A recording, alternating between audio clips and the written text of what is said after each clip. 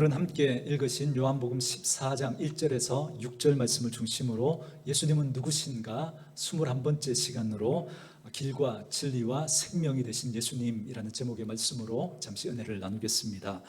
우선 오늘 본문 말씀을 이해하기 위해서 본문의 배경을 우리가 좀 이해하셔야 하는데요. 예수님께서 공적 사역을 시작하시면서 시간이 갈수록 점점 예수님의 사역은 역동적으로 그렇게 됩니다. 그래서 그분의 말씀에는 권세가 있었고 그분의 행하심에는 능력이 있었습니다. 그래서 몸이 아픈 분들이 오면 예수님께서 고쳐주시고 귀신 들린 사람이 있으면 그들을 온전케 하시고 깨끗게 해주셨습니다. 그리고 마음이 무너진 사람들이 있으면 다른 사람들은 그 사람 편 되어주지 않아도 예수님께서는 그분 마음을 이해해 주시고 받아주시고 그분 편 되어주셨습니다. 이런 복음서에 나오는 예수님의 사역을 한 가지 한 가지 한번 떠올려 보십시오.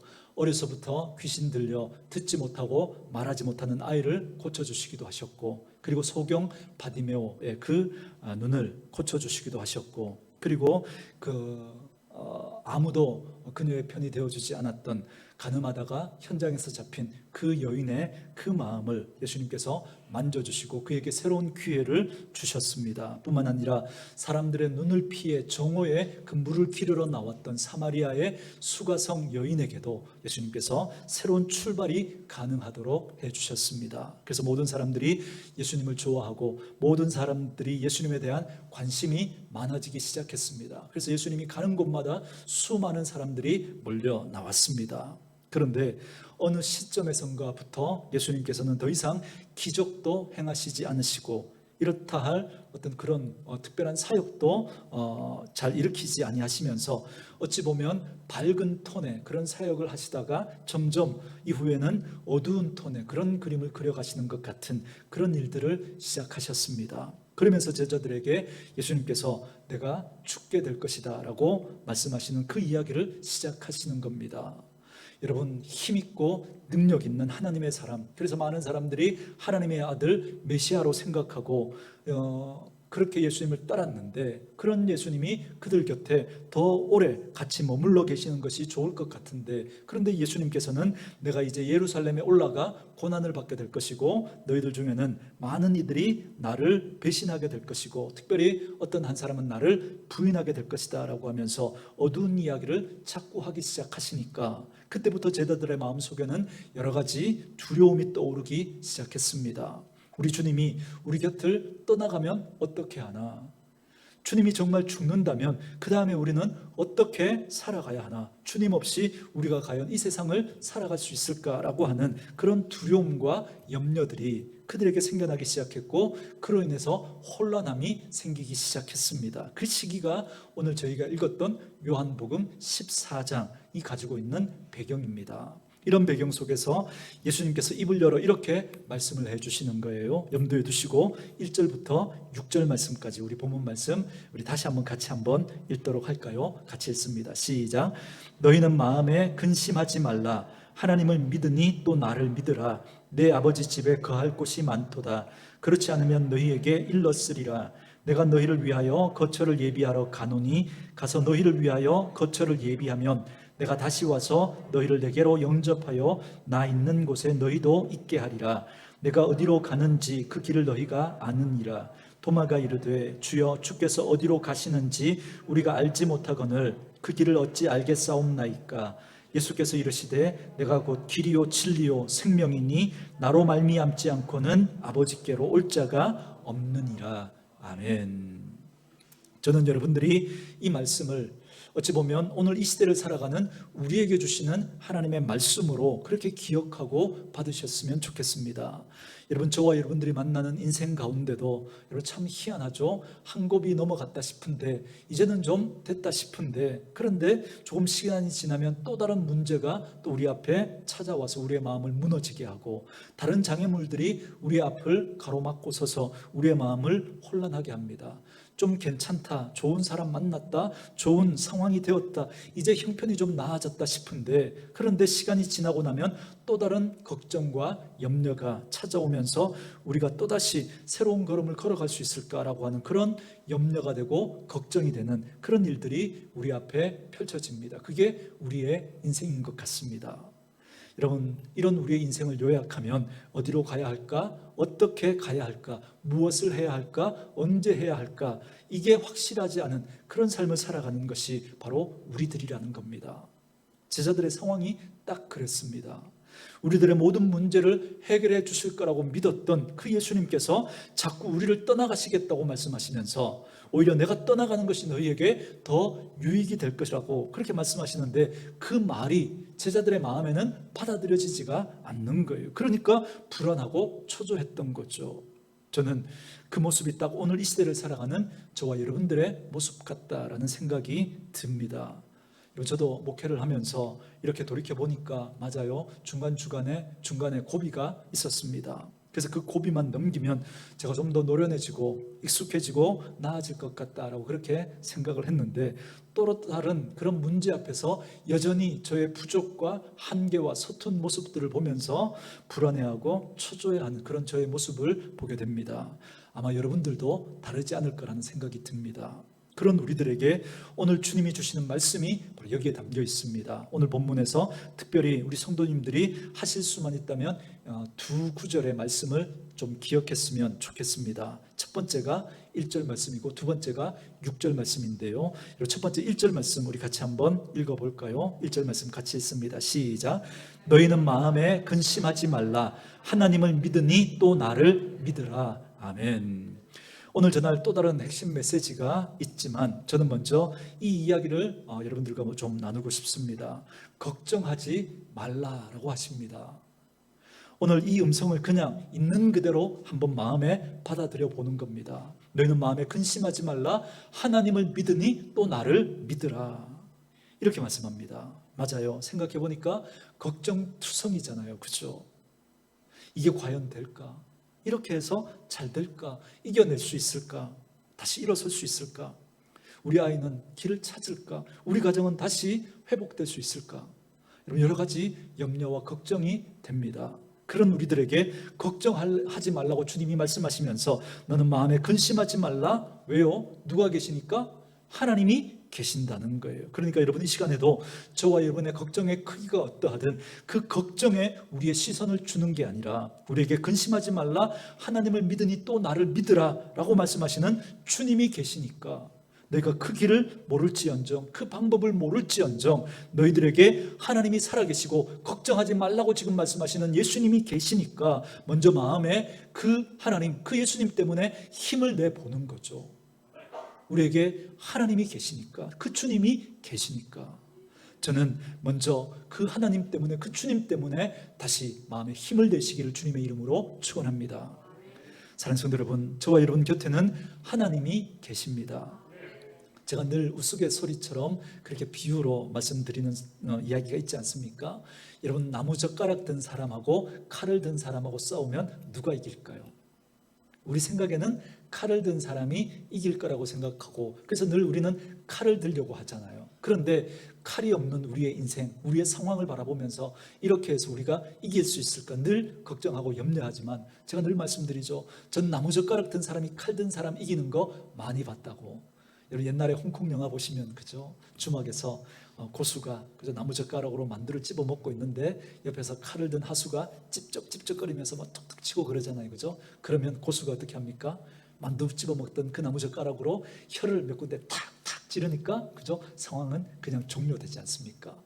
여러분 나무젓가락이냐 칼이냐 이게 중요한 게 아니에요. 여러분 그게 누구 손에 들려 있느냐 그게 중요한 겁니다. 성경의 패턴은 늘 이 패턴입니다. 그 우리의 인생을 하수인 내가 붙들고 살아가는가 아니면 고수인 하나님이 붙들고 살아가는가 여러분 여기에 우리의 인생의 성패가 달려있는 것입니다. 그러니까 우리가 다시 점검하는 거죠. 내가 무슨 상황 가운데 있는가 내 손에 무엇이 들려있는가 이걸 점검하는 게 아니라 내가 지금 누구 손에 붙들려 있는가 이걸 여러분 점검하셔야 됩니다. 내 인생을 지금도 하나님이 붙들고 계시는가 이걸 점검하는 게 저와 여러분들이 이기고 짐을 결정하게 될 거라는 거예요.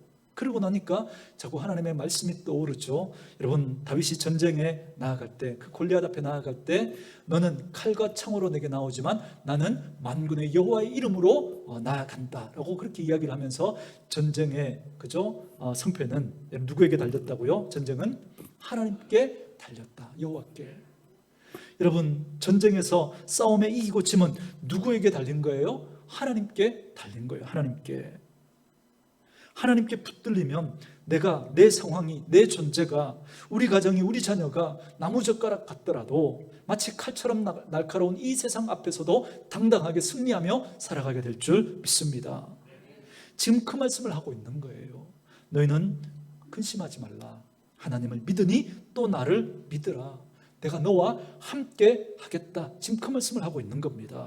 그렇기 때문에 우리가 코로나 시대를 살아가든, 지금 또 인플레이션으로 고금리, 고물가 속에 우리가 살아가든, 어떤 일을 만나든, 맞아요, 그 상황들 앞에서 우리들의 그 존재를 보면 나무젓가락 같은 게 맞습니다. 해결할 능력이 없는 것 같고 한숨이 나는 것 같지만, 그래서 좌절이 되고 절망이 되지만, 그러나 주님이 이렇게 말씀하시는 거예요. 너희는 마음에 근심하지 말라. 하나님을 믿으니 또 나를 믿으라.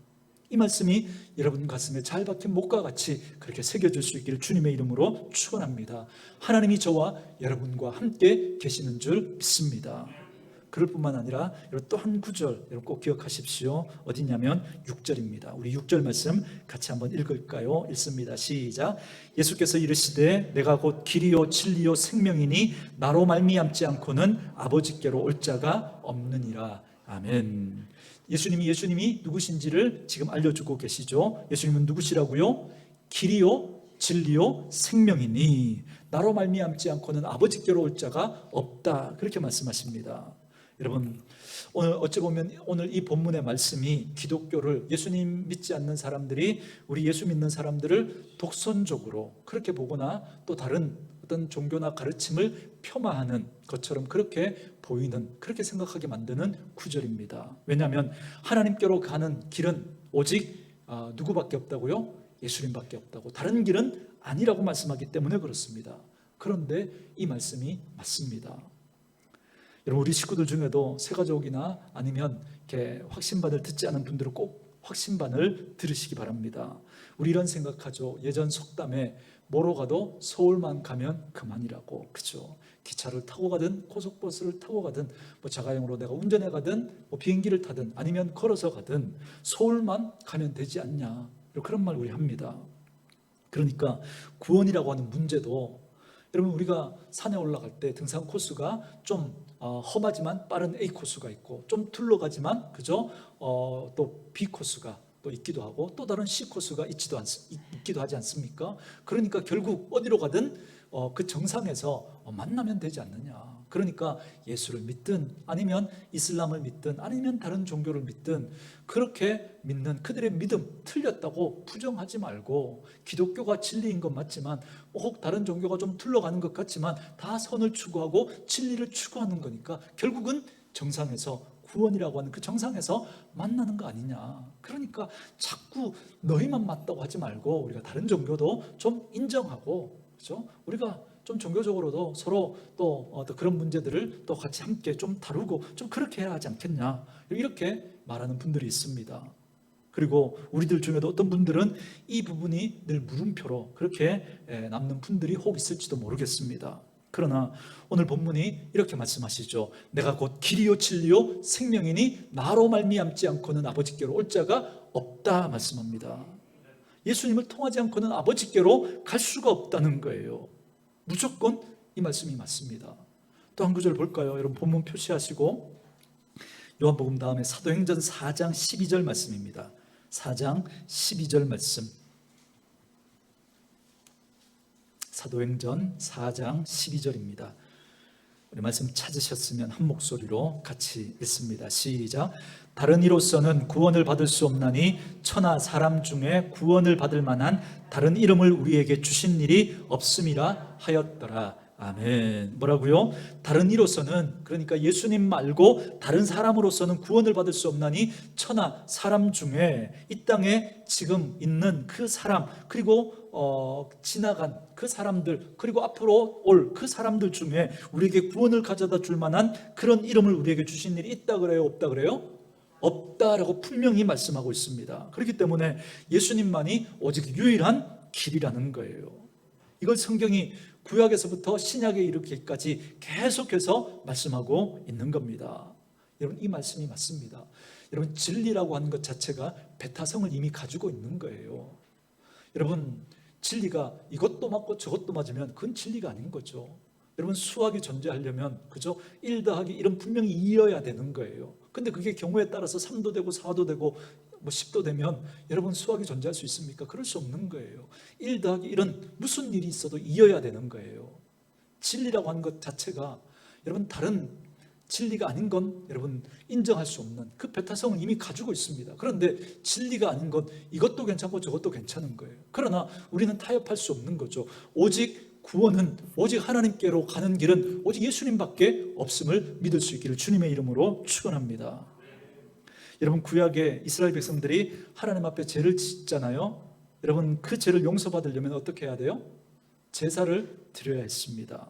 그 제사 방법 여러분 여러 번 말씀드렸기 때문에 여러분 잘 아시죠?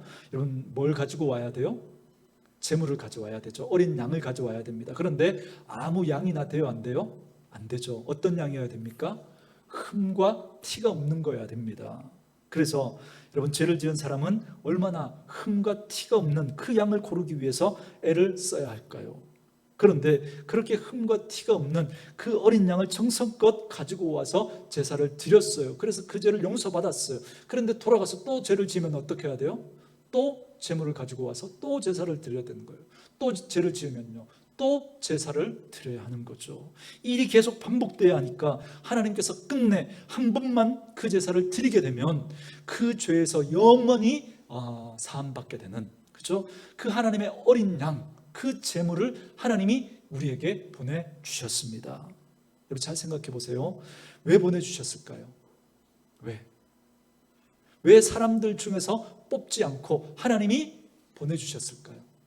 이유는 사람들 중에서는 뽑을 수 없으니까. 왜요? 모든 사람이 죄를 범하였음에 하나님의 영광에 이르지 못하더니 의인은 없나니 하나도 없다. 성경 분명하게 말씀합니다. 여러분, 한번 여러분들이 떠올릴 수 있는 사람 한번 떠올려 보십시오. 정말 저분은 천사 같은 분이다. 정말 저분은 제가 허물이 없는 분이야. 그렇게 생각하는 분 한번 떠올려 보십시오. 여러분, 그 사람도 하나님 앞에서 죄가 있을까요? 없을까요? 죄가 있다라고 성경은 우리에게 말씀하고 있습니다. 여러분, 부처님 훌륭하신 분이죠. 그러나 그분이 죄가 있을까요? 없을까요? 죄가 있습니다.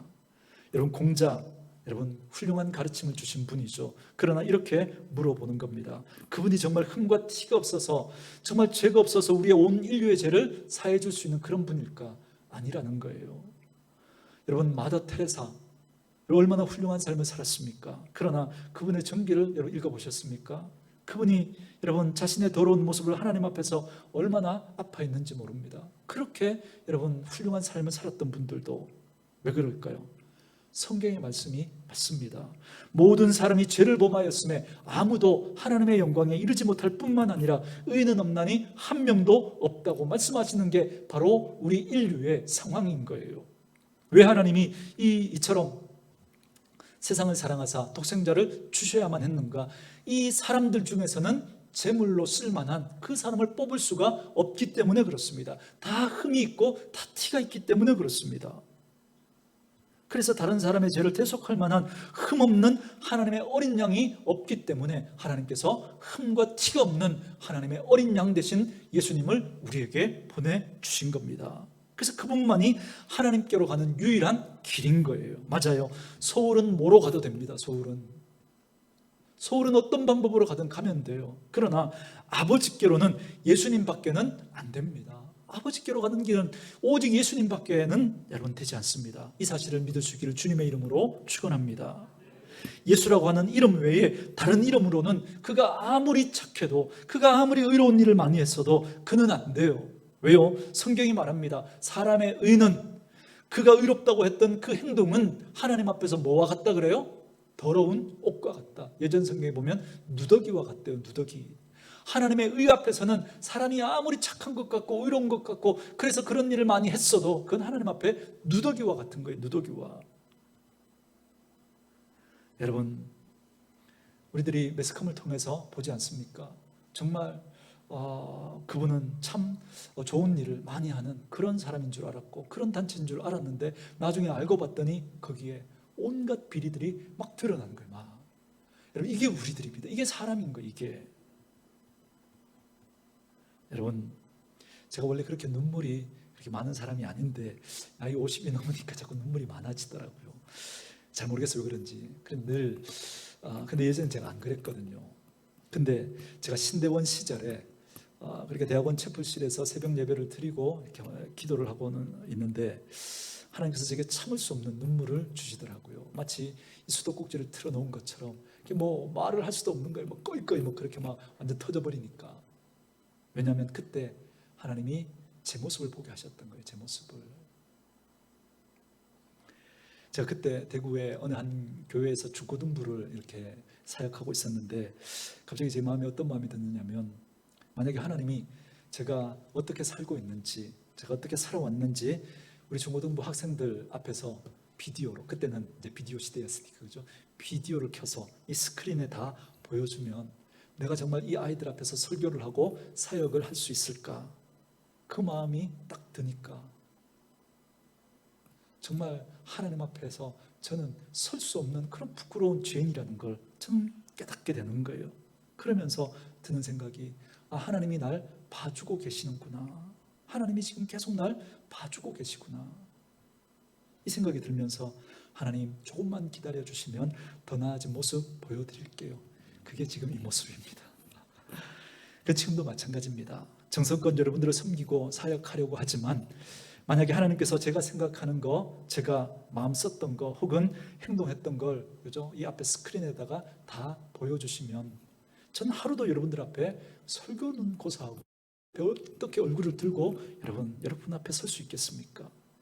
저는 저희 부족함을 인정할 수밖에 없습니다. 그건 저와 여러분도 아마 마찬가지일 거라고 생각합니다.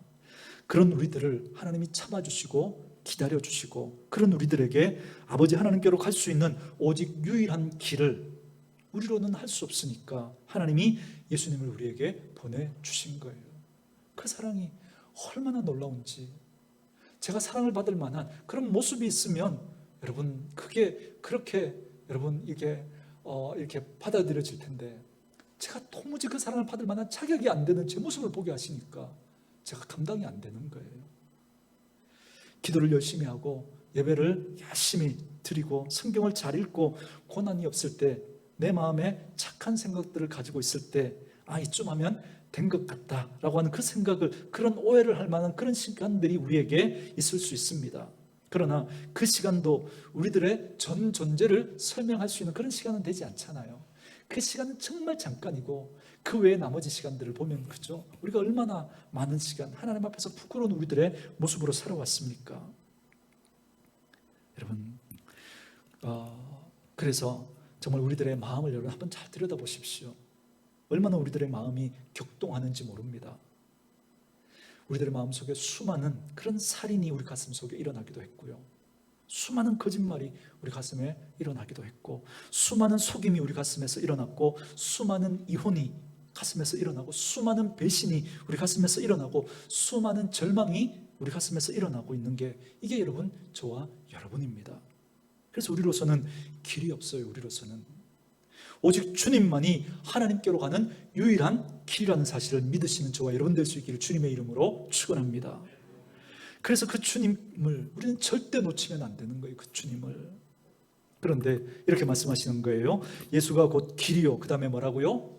진리요, 그리고 생명이라는 거예요. 왜 이 세 가지를 설명해 주실까 묵상하다가 제가 나름대로 깨달은 걸 여러분들에게 설명해 드리면서 말씀을 마무리하려고 합니다. 여러분, 이 길과 진리와 생명이 되신 그 예수님이기 때문에 그래서 너희는 근심하지 말라, 염려하지 말라, 그렇게 말씀하는 겁니다. 여러분, 길이라는 게 뭘까요? 길이라는 게, 길은 방향을 가리키는 거잖아요. 그죠? 방향. 여러분 길을 잘못 선택하잖아요. 그럼 열심히 가도 가면 갈수록 점점 더 여러분 잘못된 길로 가는 거죠. 멀어지는 거죠. 갈수록 손해예요. 맞죠? 방향을 잘못 선택하면 빨리 가면 빨리 갈수록 손해입니다. 여러분들이 인생을 살아가면서 우리가 어떤 길을 가야 할까? 방향을 여러분 잡지 못했습니까? 그렇다면 여러분 예수를 꼭 붙드셔야 합니다. 여러분들이 어떤 방향으로 인생을 살아가야 할까? 어떤 철학을 따를까? 어떤 가치관을 따를까? 어떤 사조를 따를까? 어떤 체제를 따를까 하다가 여러분들이 만약에 잘못 선택하잖아요. 그럼 여러분들이 열심히 살았어도 여러분들이 방향이 잘못됐으니까 그 삶은 나중에 어떤 삶이 되는 거예요? 헛된 삶이 되는 거죠. 헛된 삶이. 거기에 여러분들이 인생을 투자하고 재정을 투자하고 삶을 던졌는데 여러분 그 방향이 잘못된 방향이라면 여러분 우리의 인생은 헛된 인생이 되고 말 것입니다. 그런데 예수님이 그 길이라고 말씀하시는 거예요. 예수님이. 그러니 어디로 가야 할지를 모를 때, 어느 방향으로 갈지를 모를 때 여러분 그때 예수님을 붙드십시오. 예수님을. 아직도 예수님을 마음에 모시지 못한 분들이 계시다면 그 예수님을 마음에 모실 수 있기를 바랍니다. 그 예수님을 모실 때 여러분 그 예수님이 우리에게 길이 되어 주실 것입니다. 그 예수님이 우리가 어떤 방향으로 어떤 인생을 살아야 할지를 우리에게 가르쳐 주시고 인도해 주실 것입니다. 여러분 우리가 방황할 때가 있지 않습니까? 여러분 방황한다는 게 뭐죠? 길을 잃었다는 거잖아요. 내가 이렇게 살아가는 게 맞나? 그렇죠? 그럴 때 여러분 그렇게 마음이 흔들릴 때 그때 여러분 예수님을 붙드십시오. 예수님 곁에 머무십시오. 여러분 그 예수님을 마음에 모시고 그 예수님과 함께 길을 걸어가면 주님께서 길을 열어주실 거예요. 분명히 그 주님께서 우리의 삶을 인도해 주실 것입니다. 그래서 저는 예수님을 믿는 게 너무 좋아요. 맞아요. 우리 실수하고 넘어지고 부족하고 한계가 있지 않습니까? 그럴 때 어떻게 해야 될지를 모를 때 그래도 예수님 곁에 머물러 있어야 되겠다. 그 예수님 붙들어야 되겠다라고 하는 그 마음을 먹을 때 길이 열리게 될 거라는 거예요. 저도 여러분도 처음 사는 인생이지 않습니까? 그래서 어떻게 해야 될지 모르지만 그러나 그때마다 주님 붙들고 주님 앞에 엎드리는 거죠. 그럴 때마다 주님께서 우리의 삶을 한 걸음 한 걸음 인도해 주십니다. 저는 예수님께서 우리의 길이 되시고 우리의 바른 방향이 되셨다는 사실을 꼭 기억하시고 그 주님과 함께 그 길을 걸어가는 저와 여러분 될 수 있기를 주님의 이름으로 축원합니다. 그리고 예수님이 누구시라고요? 진리라고 말씀하시죠. 진리를 또 여러분들에게 어떻게 설명해 드릴까 묵상을 하다가 생각했습니다. 그건 방법이겠구나. 바른 방법. 그렇게 하는 게 옳은 것인가, 옳지 않은 것인가, 그 길을 걸어가면서 그런 태도와 자세를 갖는 게 옳은가, 그런가 결정하는 게 예수님이라는 겁니다. 예수님. 여러분도 한번 그 책을 여러분들 중에도 읽으신 분들이 아마 계실 것 같은데요. 저는 20대 초반에 그 책을 읽었던 것 같습니다. 예수님이라면 어떻게 하실까? 그죠? 기독교 고전에 그 책이 있지 않습니까? 그때 저는 그 책을 읽고 참 충격이었습니다.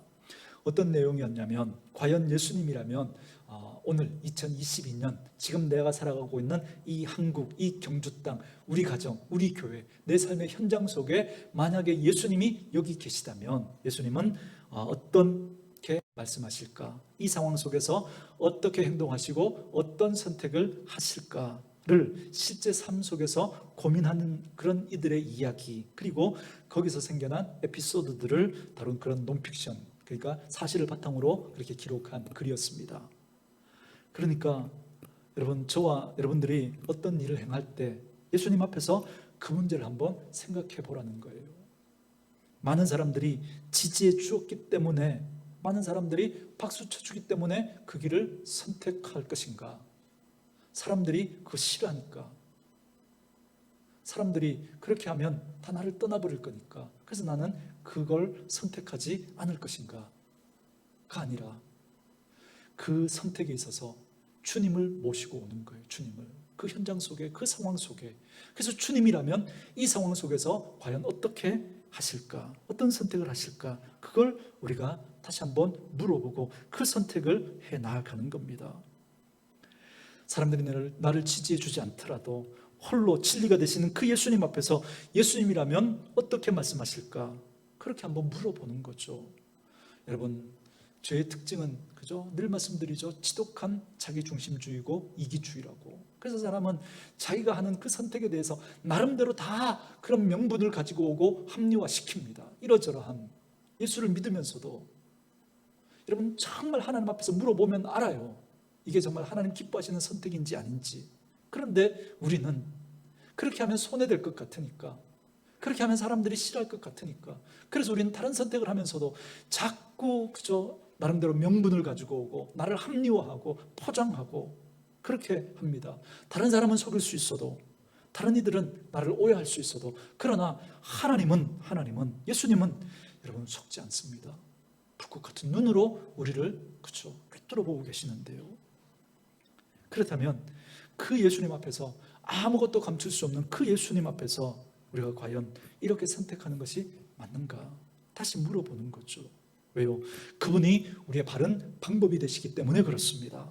그러니 방법을 모를 때, 그러니 어떻게 해야 될지를 모를 땐 저와 여러분은 예수님 옆에서 예수님 붙들고 예수님께 도움을 청하고 예수님께 길을 묻는 거예요. 주님, 제가 이런 상황에 있는 거 하나님 아시죠? 제가 이때 어떤 선택을 해야 됩니까? 주님이라면 이 상황에서 어떤 선택을 하시겠습니까? 물어보는 거예요. 깊이 물어보시고 여러분들 안에 있는 그런 인간적인 생각들, 욕심들 다 내려놓고 정말 주님 앞에서 물어보시면 여러분 분명히 주님께서 어떻게 하실지를 알려주실 것입니다. 왜요? 주님은 우리의 방법을, 바른 방법이 되시기 때문에 그렇습니다. 그리고 나서 또 예수님이 말씀하시죠. 내가 곧 길이요 진리요 그 다음에 뭐라고요? 생명이라고 말씀합니다. 여러분 생명은 뭘 의미하는 걸까요? 제가 묵상을 하다가 생명은 바른 목적을 말하는 거구나 그렇게 깨달아졌습니다. 죽고 사는 문제라는 거예요. 죽고 사는 문제, 이 생명. 예수님은 우리의 죽고 사는 문제를 결정하는 분이라는 거예요. 그러니 그 예수님이 우리의 삶의 목적이 되시는 거죠. 여러분 예수가 있으면 생명이고 예수가 없으면 죽음입니다. 아무리 오래 살아도 예수 없으면 죽음인 거예요. 아무리 짧게 살았어도 예수 있으면 생명이라는 거예요. 내가 아무리 높은 그런 자리에 있을지라도 예수 없으면 여러분 그건 사망입니다. 내가 아무리 낮은 자리에 있을지라도 거기에 예수님 있으면 거기가 생명인 거예요. 높고 낮음의 문제가 아니라 예수가 거기에 있는가 없는가, 이것이 여러분 우리의 죽고 사는 문제를 결정하게 될 거라는 겁니다. 그러니 우리의 인생의 목적은 예수님이어야 합니다. 예수님. 그런 사랑하는 성도 여러분, 한번 생각해 보시기 바랍니다. 예수 그리스도를 마음에 품고 살아가는 사람들은 바른 방향을 정하게 된 것이고, 바른 방법을 알게 된 것이고, 바른 목적을 설정하게 된 것입니다. 무엇을 해야 될지, 어떻게 해야 될지, 어디로 가야 할지를 모르는 우리들이 예수 그리스도를 믿고 그분을 우리의 마음에 모시고 그 주님이 내 삶의 그 주인이 되실 때 우리에게 분명한 목적과 가야 할 방향과 방법이 선명해지게 될 겁니다. 예수님 모셨지만 이게 아직 선명하지 못한 분이 계십니까? 그렇다면 여러분 점검해 보십시오. 여전히 내가 주인 되어 있을 거예요. 내가. 그 주님이 우리의 마음의 주인 되실 때 여러분 분명한 길이 보이게 될 거예요. 분명한 방법이 여러분 보이게 될 겁니다. 분명한 목적이 선명해지게 될 겁니다. 저는 그러니 우리 모두가 예수로 사는 그런 인생이 될 수 있기를 주님의 이름으로 축원합니다. 그러고 나니까 자꾸 말씀들이 연결이 돼요. 이해가 됩니다. 이런 말씀하시잖아요. 예수님이 나는 포도나무요 너희는 뭐라고요? 가지라고요. 그래서 이렇게 말씀하시죠. 너희는 가지이기 때문에, 가지는 나무를 떠나서는 뭐라고요? 아무것도 할 수 없다. nothing이라는 거예요. nothing. 우리는 우리 생각에는 뭘 할 수 있을 것 같잖아요. 여러분 사람이 얼마나 대단합니까? 그죠? 우리나라도 이제 우주로 로켓을 쏘아 올리고, 이제 우리나라도 그죠? 그 F-21인가요? 그죠? 우리나라도 이제 전투기를 그죠? 시험 비행, 첫 비행 성공했잖아요. 여러분 이런 인간들이 만들어낸 그런 문화들, 기술을 보면 얼마나 대단합니까? 그런데 하나님 뭐라 그래요? 나를 떠나서는 아무것도 할 수 없다. 하나님 앞에서 그게 아무런 의미가 없다는 거예요. 예수 없이 우리가 한 그 모든 것이 하나님 앞에서는 아무런 의미가 없다고 말씀하십니다. 여러분 길과 진리와 생명을 떠나 있기 때문에 그래요. 나무를 떠난 가지가 여러분 살 수 없는 것처럼, 큰 떠난 나무 가지는 여러분 시간이 지나면 어떻게 돼요? 점점 메말라가게 될 거예요. 여기 난이 있지만 이 난은 그죠? 이렇게 뿌리를 내리고, 그죠? 이 꽃을 피우고 있지 않아요. 그러니까 이 꽃이 저도, 그죠? 또다시 내년에 꽃을 피울 거예요. 그러나 꽃꽂이에 놓은 꽃은요, 우선은 그죠? 예쁘게 꽃을 피우고 향기를 그렇게 바라고 있지만, 그러나 점점 어떻게 될 거예요? 시들어가고 메말라가게 될 거예요. 예수 없는 인생이 그렇게 될 거라는 거예요. 예수 없는 인생이. 그러나 우리가 예수 안에 있을 때 여러분, 우리의 삶은 여러분 생명이라는 겁니다. 우리의 육신은 점점 쇠하지만 우리의 영혼은 날로 새로워지고 풍성하게 될 것입니다. 예수 있는 생명이 그렇게 될 것이기 때문에 그렇습니다. 그러니 절대 가지는 뭘 떠나면 안 돼요? 나무를 떠나면 안 되죠. 그러니 절대 우리는 예수 놓칠 수 없는 겁니다. 그러니까 여러분, 가지의 사명이 뭐라고요? 열매를 맺는 거예요? 나무에 붙어 있는 거예요? 나무에 붙어 있는 거죠. 우리는 자꾸 열매를 맺는 거라고 생각해요. 그래서 우리가 열매를 맺으려고 끙끙거리고, 아니에요. 가지의 여러분 목적과 가지의 하는 일은 다르다 말씀드렸죠. 가지의 목적은 열매를 맺는 것일 수 있지만, 그러나 가지가 해야 될 일은 붙어 있는 거예요. 그러면 열매는 누가 맺어요? 나무가 어디에다가요? 가지에다가. 그러니 우리는 나무에 붙어 있는 거죠. 그 예수님 놓치면 안 되는 겁니다. 그 예수님 붙드는 거예요. 그러면 나무가 길을 알려줄 거예요. 그러면 나무가 방법을 알려줄 거예요. 그러면 나무가 그 가지에다가 생명을 가져다 줄 거예요. 그런데 우리는 그 나무에 붙어 있지 않고 우리가 길을 찾고 우리가 방법을 찾고 우리가 생명을 찾으려고 하잖아요. 그러니까 결국은 여러분 점점 메말라가는 거예요. 점점. 저는 그 길과 진리와 생명이 되시는 예수님을 모시고 살아가는 저와 여러분 되어줄 수 있기를 주의 이름으로 축원합니다. 요즘 어떤 일을 만나고 계십니까? 두려워하지 마십시오. 근심하지 마십시오. 하나님을 믿으니 또 나를 믿으라 말씀하시는 우리 주님의 음성을 마음에 품으시고, 그 주님이 주님을 길로 삼으시고 그 주님을 방법으로 삼고 그 주님을 목적으로 삼아 이 땅에 주어진 삶 속에서 하나님의 백성다운 아름다운 모습을 가지고 늘 승리하며 살아가는 저와 여러분 되어줄 수 있기를 주님의 이름으로 축원합니다.